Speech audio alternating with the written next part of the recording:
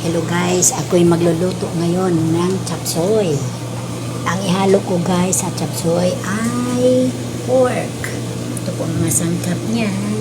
Broccoli, hipon, carrots, citro, young corn, and repolyo or cabbage.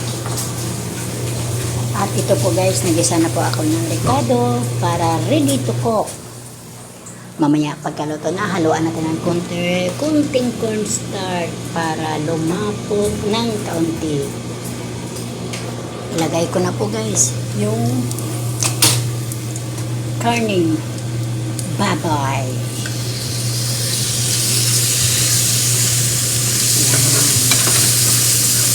Lagyan na po ako ng cornstarch sa bowl para lagyan ko ng tubig. Ready to buhos na lang mamaya.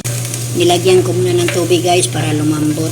Nilagay ko na guys ang young corn para masabay pagkalambot sa karne. Guys, nilagay ko na ang carrots at yung cauliflower. Nilagay ko na guys ang chicharon.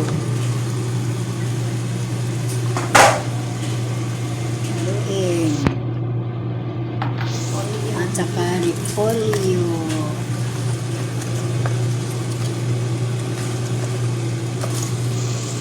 At ibalik ko na ang young corn. Haluin muna natin guys para mahalo siya ng mabuti.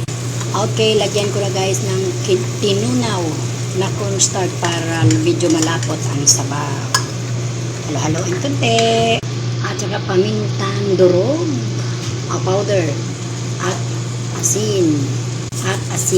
Para naman masarap. Ito na guys, luto na.